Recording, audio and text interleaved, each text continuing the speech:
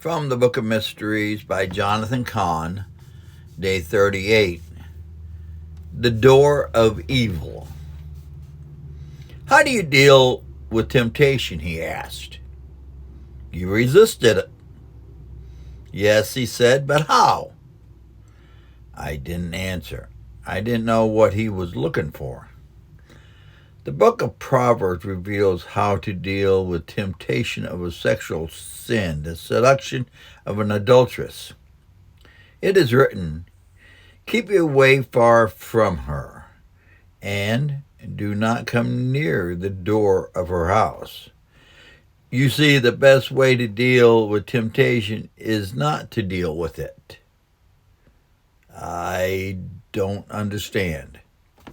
If you keep yourself away from temptation, there's less chance you'll have to deal with it. But the scripture goes further than that. Listen again. It says, keep your way far from her, and do not come near to the door of her house.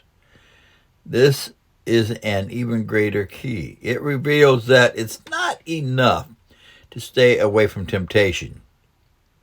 You must make it your aim to stay away from the door of the temptation. Think about it. Which is more luring, a person trying to seduce you or a door? The person, of course. Which is more tempting, a substance that would addict you or the door? The substance. And which is more likely to harm you or make you feel or fear? A dangerous situation or a door? A dangerous situation, of course. Exactly. So instead of dealing with the person, the substance, the situation of danger, deal with the door. Deal with the door and you will avoid the temptation. And the door is what exactly? The door is not the temptation nor the sin. It's which leads you to the temptation and the sin. That's the key.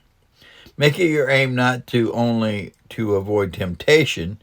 Locate the door to the temptation and then stay far away from it as possible. For it is a wise person who, instead of dealing with the temptation and the sin, deals with the doors. The mission. Today, make it your aim not just to avoid temptation, but to avoid even the door that leads to it. Focus on the door and stay far from it. Scripture references Proverbs 5, verse 3 through 8. 1 Corinthians 10:13.